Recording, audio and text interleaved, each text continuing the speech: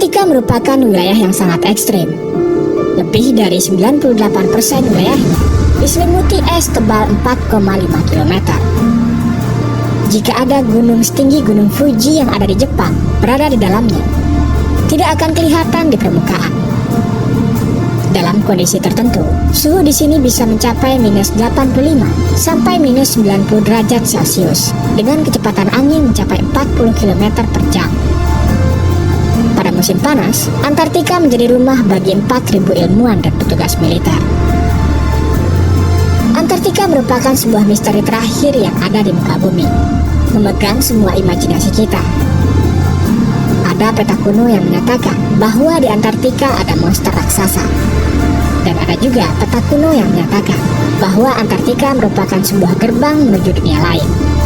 Antartika merupakan wilayah yang paling misterius yang ada di muka bumi.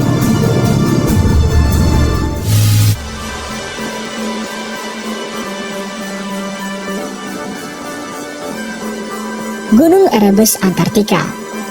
Pada tahun 2017, para peneliti dari Australian National University menemukan bahwa di bawah permukaan es di samping Gunung Erebus terdapat sebuah gua es yang sangat besar.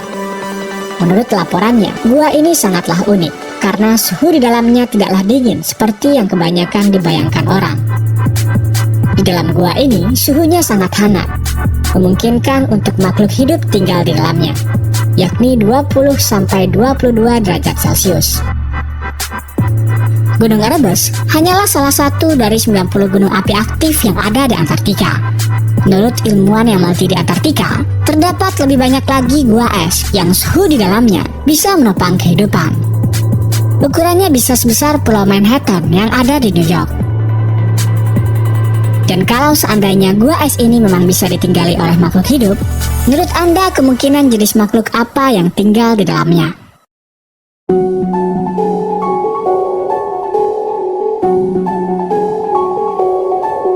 Hamburg, Jerman, 1938. Setahun sebelum Perang Dunia berkecamuk, Adolf Hitler memerintahkan pasukannya untuk melakukan ekspedisi mencari peninggalan kuno yang dia yakini memiliki kekuatan magis yang sangat luar biasa.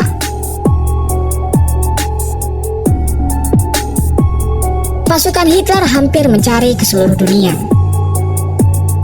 Dan pada bulan Desember 1938, Nazi Jerman memberangkatkan kapal MS Schwabenschwanz dengan tugas rahasia untuk membangun pangkalan militer permanen di Antartika. Timnya sendiri terdiri dari beberapa ilmuwan, pekerja konstruksi, anggota militer, petinggi elit partai Nazi, dan beberapa orang dari persaudaraan rahasia Thule Society. Nazi Jerman pada waktu itu sedang mempersiapkan diri untuk perang.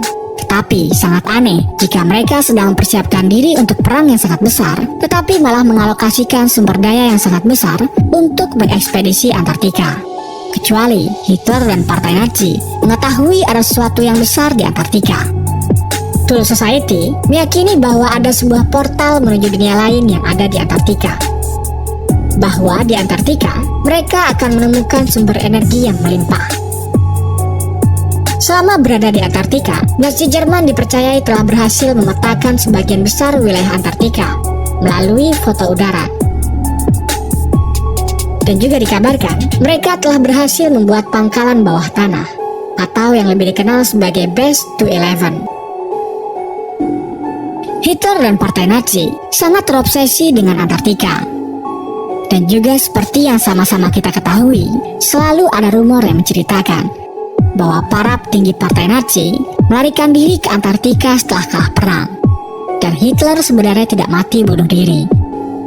Dan juga kabarnya, di sana mereka memiliki fasilitas yang sudah sangat lengkap, layaknya sebuah kota kecil.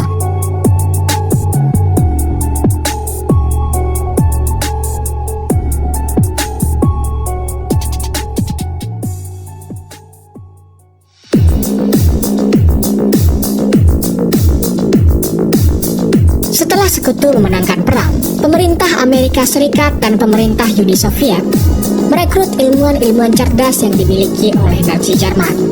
Salah satunya yaitu Wernher von Braun, yang kemudian merancang roket Saturn V yang membawa Neil Armstrong menuju ke bulan.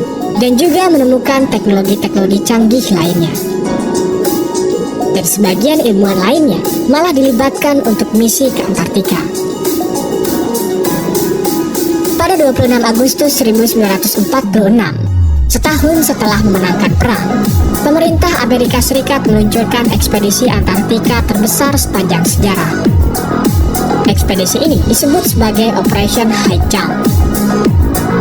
Operation High Jump membawa 4.700 personil, di antaranya 13 kapal perang, 33 pesawat dan helikopter, dan 1 kapal selam. Operation High Jump dipimpin oleh penjelajah Antartika ternama, Laksamana Richard Ebert, merupakan orang yang sangat penting di Angkatan Laut Amerika Serikat. Dia sangat berjasa dalam Perang Dunia Pertama, dan setelah Perang Dunia Pertama selesai, dia menjadi penjelajah dunia. Pada 9 Mei 1926, Laksamana Bert dan Kepala Angkatan Laut bagian pilot penerbangan, Floyd Bennett, menjadi headline dunia ketika mereka berhasil menerbangkan pesawat melintasi Kutub Utara. Karena pencapaiannya tersebut, Laksamana Ebert mendapatkan penghargaan Medal of Honor, penghargaan tertinggi di militer Amerika Serikat. Karena pencapaiannya itu, Richard Ebert dipromosikan menjadi Laksamana pada usia 41 tahun, yang kemudian menjadi Laksamana termuda sepanjang sejarah Angkatan Laut Amerika Serikat. Laksamana Richard Ebert merupakan seorang yang sangat berani. Malah pada tahun 1934, ekspedisinya yang kedua kali ke Antartika, dia hanya tinggal sendirian selama 5 bulan di sana. Operation High Jump berlangsung selama 9 bulan, dan secara mengejutkan terjadi pertempuran dengan musuh yang tidak dikenal. Kemungkinan dengan para Nazi dan pasukan Hitler yang terlebih dahulu membangun pangkalan militer di Antartika. Dalam laporannya, ada beberapa pesawat yang keluar dari dalam air lalu menyerang pasukan Laksamana Ebert. Pertempuran ini terjadi sangat cepat.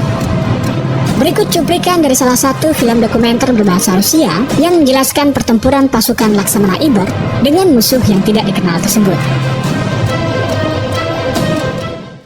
В конце 1946 года знаменитый полярник и одновременно адмирал американских военно-морских сил Ричард Берт получает приказ уничтожить нацистскую базу в Антарктиде.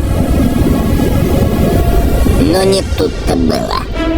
Отпор, который получила американская эскадра, до сих пор вызывает массу вопросов. Дело в том, что в Вашингтоне адмирал Бёрд докладывал не просто об истребителях с немыслимыми возможностями. Он говорил о нападении на экспедицию странных летающих тарелок, которые выныривали из-под воды и, двигаясь с огромной скоростью, нанесли экспедиции значительный урон.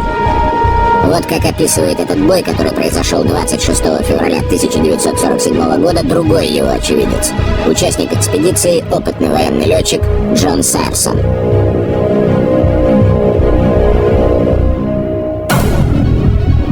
Они выскакивали из-под воды, как угорелые, и проскальзывали буквально между мачтами кораблей с такой скоростью, что потоками возмущенного воздуха рвало радиоантенны. Несколько корсаров успели взлететь с Касабланки.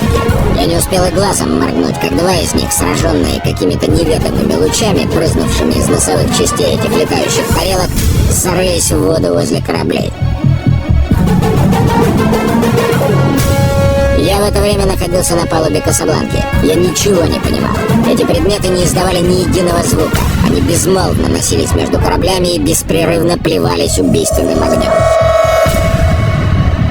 Внезапно эсминец Мердок, находившийся от нас в 10 кабельтовых, полыхнул ярким пламенем и стал тонуть.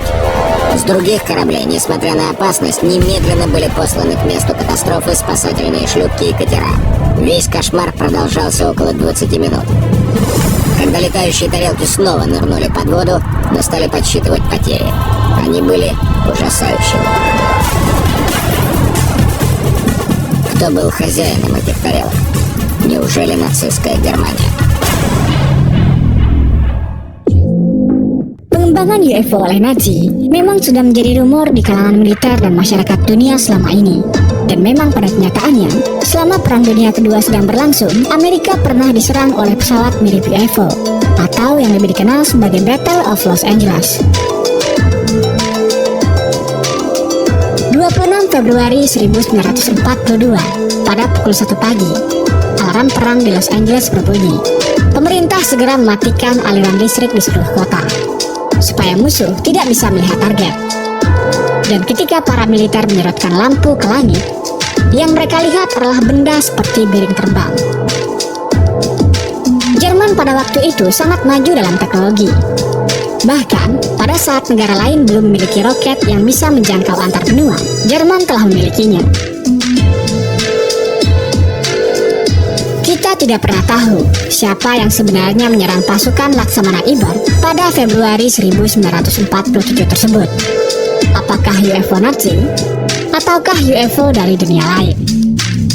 Sampai sekarang, pemerintah Amerika Serikat masih menutup mulut terkait masalah tersebut. Dalam wawancara dengan sebuah harian El Mercurio pada tahun 1947, Laksamana Ibert memperingatkan pemerintah Amerika Serikat untuk melakukan tindakan defensif untuk menghindari serangan udara musuh dari Antartika.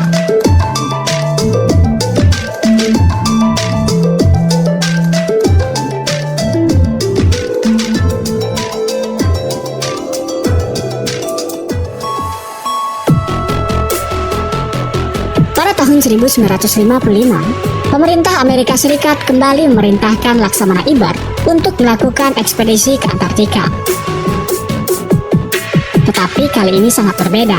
Pasukan Laksamana Ibert diperintahkan untuk membangun 3 pangkalan militer aktif di Antartika.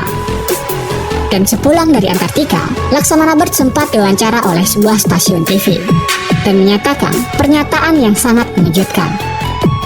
Berikut wawancaranya.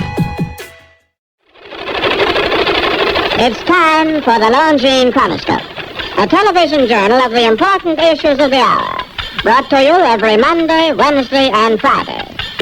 I must say that Admiral Byrd, our guest tonight, is not only our greatest living explorer, but he's been an inspiration to countless Americans. Admiral Byrd, you've been to both the North Pole and the South Pole. Is there any unexplored land left on this Earth? But strangely enough, there's left in the world today an area as big as the United States that's never been seen by a human being. And that's beyond the pole on the other side of the South Pole. Admiral, you speak of the resources of Antarctica. What are they? What are the natural resources there? Well, we've found enough of coal within 180 miles of the South Pole in a great ridge of mountains. It's not covered with snow. Enough to supply the whole world for quite a while. So we think there's oil there, and there's evidence, probably uranium there. Ada 2 poin penting yang disampaikan oleh Laksamana Ibert berkaitan dengan Antartika. Pertama, Antartika kaya sumber daya alam, seperti batu bara, minyak bumi, dan uranium. Yang kedua, ada wilayah sebesar benua Amerika yang belum pernah dilihat oleh manusia sebelumnya, dan letaknya beyond on the other side of Antarctica. Antartika memang sebuah misteri yang sulit untuk dipecahkan. Walaupun kaya sumber daya, tetapi tidak ada satupun perusahaan yang diizinkan untuk mengeksplorasi. Suhu dingin sebenarnya bukan menjadi masalah. Contohnya saja di Kutub Utara, ada banyak tambang minyak dan gas yang beroperasi di sana. Tetapi memang sangat aneh jika di Antartika yang kaya sumber daya alam, tetapi tidak dieksplorasi. Selanjutnya Laksamana Ibert mengatakan, ada wilayah sebesar benua Amerika Serikat yang belum pernah dilihat oleh manusia yang letaknya melampaui Antartika. Kalau kita lihat peta dunia, jika kita mencoba untuk melewati Antartika dari sisi manapun, kita akan sampai di 3 tempat, yaitu Amerika Selatan, Afrika Selatan, dan Australia. Tetapi Laksamana Ibert mengatakan waktu dia dan pasukannya melewati Antartika, dia bertemu dengan sebuah benua yang belum pernah dilihat oleh manusia sebelumnya. Yang pasti itu bukan Amerika Selatan, Afrika Selatan, ataupun Australia. Lalu benua mana yang dimaksud oleh Laksamana Ibert tersebut?